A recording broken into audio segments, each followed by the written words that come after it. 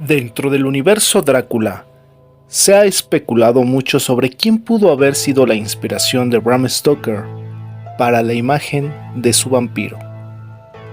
Sabemos que en el mundo de la escritura, el escritor escribe sobre lo que le rodea. Y no es de extrañar que veamos varios rasgos de él mismo en alguno de sus personajes. Por ejemplo, lo notamos en la personalidad noble y fiel en Jonathan Harker, en las múltiples funciones que realiza el conde Drácula, al llegar al castillo, como cochero, amo de llaves, limpieza, cocinero, etc. Funciones multifacéticas que realizaba el mismo Bram en el teatro. También le vemos rasgos en su personaje de Abraham Van Helsing al conocer varias cosas, donde nos damos cuenta que Bram tuvo que leer muchísimo para realizar la obra, y se observa en la cantidad de información y bien fundamentada que nos muestra en la novela.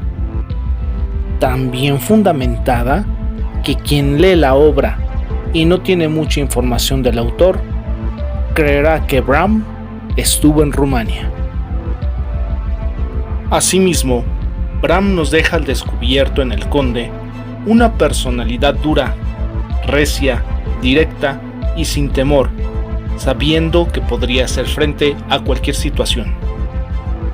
Muchos coincidimos que esta persona no era más que su propio jefe, el actor Henry Irving, con una personalidad dura y un carácter muy fuerte. Pero ¿quién es este actor y de dónde es su origen? John Henry Bowdrive, nombre real de Irving, nació en 1838 en una familia de clase trabajadora en Cainton Mandeville, en el condado de Somerset. El padre de Irving, Samuel Bowdrive, era un vendedor que recogía pedidos para el departamento de sastrería de la tienda local. Su madre, Mary Behena, era hija de una familia de granjeros en Cornwall. En 1842, Samuel encontró un mejor empleo en Bristol, y en lugar de arriesgar la salud de John por la humedad y la suciedad de la ciudad, sus padres decidieron enviarlo con unos parientes en Cornwall. Durante los 6 años siguientes, John fue criado por su tía y su marido Isaac, el capitán de una mina de estaño. Crecer fuera de la ciudad dotó a John de una constitución muy fuerte. El culto al metodismo de Cornwall, al que su madre era una fiel seguidora, le dio su primera experiencia de oratoria, el lenguaje de John Wesley.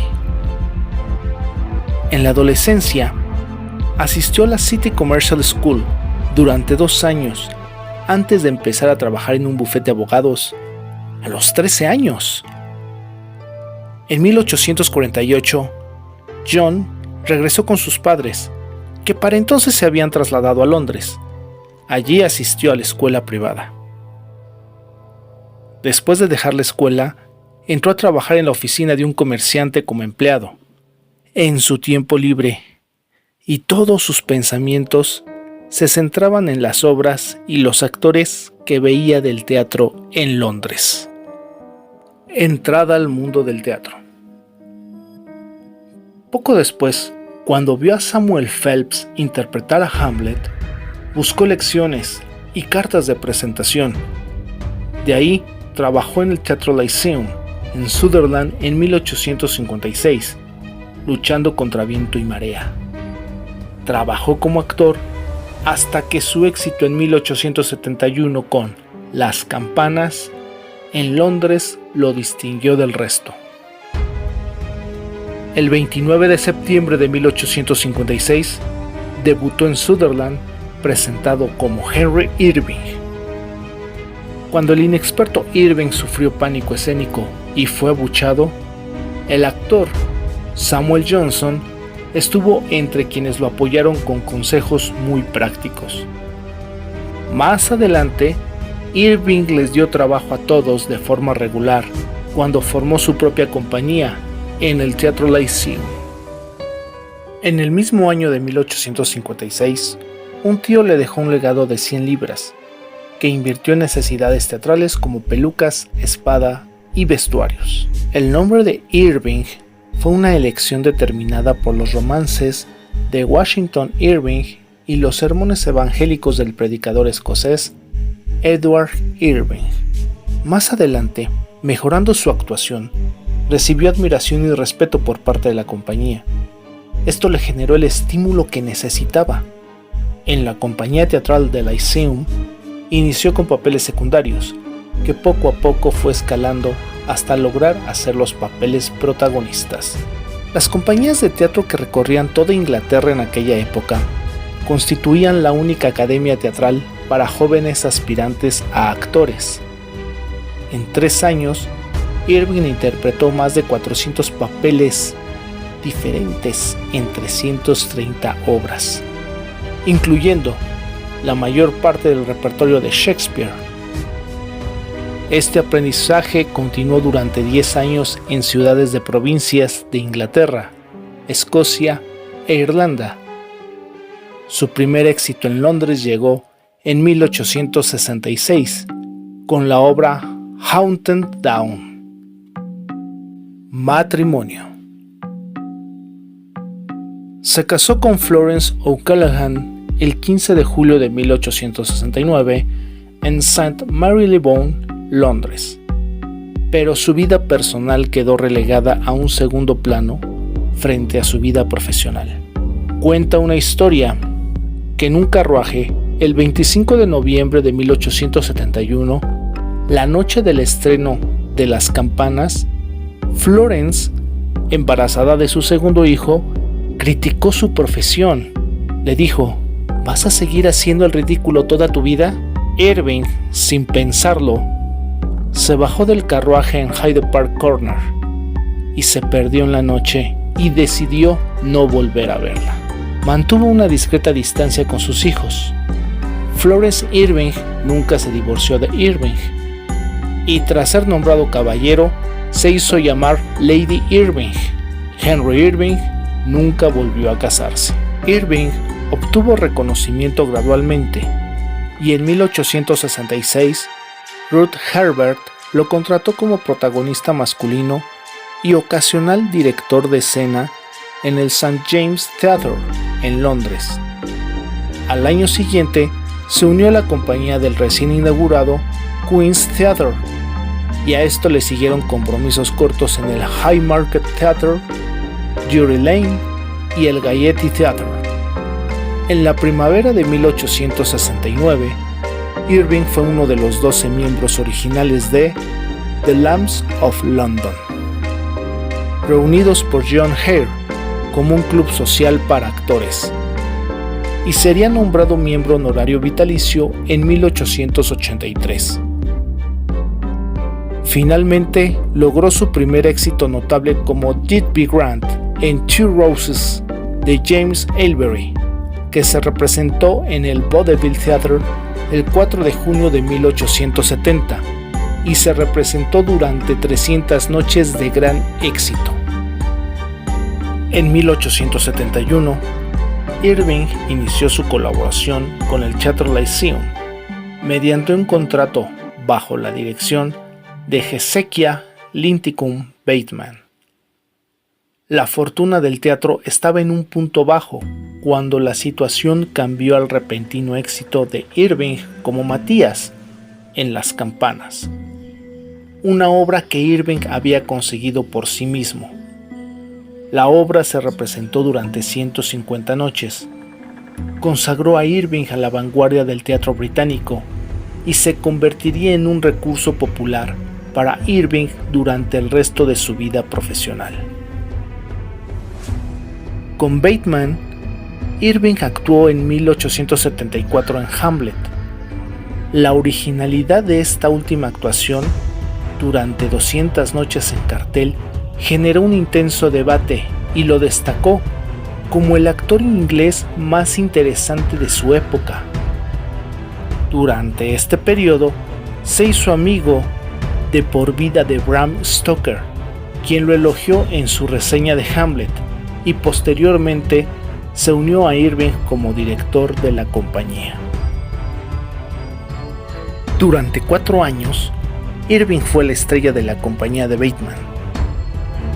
Tras la muerte de Bateman en 1875, Irving continuó actuando bajo la dirección de su viuda, Sidney Frances Cowell, hasta 1877, y en 1878 Irving se convirtió en arrendatario y gerente del Teatro Lyceum y construyó a su alrededor una compañía dedicada. Poseía una sólida visión personal de lo mejor que se podía lograr, prestaba una atención prodigiosa a los detalles, no tenía en cuenta los gastos de escenografía y vestuario, y contrataba a los mejores diseñadores y músicos del país.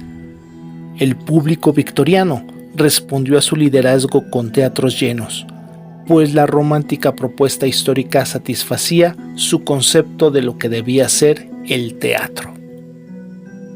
Aunque fue criticado por su dicción inusual, sus peculiares modales y la precariedad de su erudición literaria, Irving solo consideró a la prensa como un instrumento útil para apoyar su gran proyecto. Las cifras de taquilla hablaron más alto que las palabras de los críticos, y el éxito le trajo el reconocimiento de los ricos y famosos. El Lyceum se convirtió en el escenario de suntuosas cenas posteriores a las funciones dentro del Beefsteak Room, en las que la alta sociedad se divertía aún más a costa de Irving. Era el principal teatro dramático del mundo angloparlante, conocido por su esplendor pictórico y la exactitud de sus puestas en escena. En noviembre de 1882, Irving se convirtió en masón, siendo iniciado en la prestigiosa Logia Jerusalén, en Londres. En 1887 se convirtió en miembro fundador y primer tesorero de la Logia Savage Club número 2190, una logia asociada con el Savage Club de Londres. En 1883, Irving emprendió la primera de varias giras por Estados Unidos con toda la compañía de actores y técnicos, así como los efectos escénicos y de iluminación que hicieron famoso a su teatro. Su reputación lo precedió y la compañía disfrutó de una temporada de invierno triunfal. Durante 1882 a 1892, Irving, con toda la compañía del Lyceum, realizó varias visitas exitosas a los Estados Unidos y Canadá que se repitieron en los años siguientes. El 13 de octubre de 1905, a los 67 años, Irving terminó una actuación y sufrió un derrame cerebral al regresar a su alojamiento en el vestíbulo del Hotel Midland de Bradford, donde falleció antes de recibir atención médica. Una historia más dramática pero falsa sería escrita posteriormente por Thomas Anstey Guthrie en su larga retrospectiva. Y dice: el 13 de octubre de 1905, Henry Irving, mientras interpretaba a Beckett en el Teatro Bradford, sufrió un síncope justo antes de pronunciar las últimas palabras de Beckett. En tus manos, oh Señor, en tus manos. Y aunque vivió 1 hora más o menos, nunca volvió a hablar.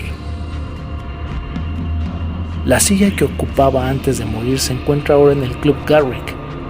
Fue incinerado y sus cenizas enterradas en la abadía de Westminster, convirtiéndose así en la primera persona en ser incinerada antes de ser enterrada en Westminster. Hay una estatua suya cerca de la National Portrait Gallery de Londres. El jardín conmemorativo de Irving fue inaugurado el 19 de julio de 1951 por Laurence Olivier. Tanto dentro como fuera del escenario, Irving siempre mantuvo un alto ideal de su profesión, y en 1895 recibió el título de caballero, el primero jamás otorgado a un actor. También recibió títulos honorarios de las universidades de Dublín en 1892, Cambridge en 1898 y Glasgow en 1899.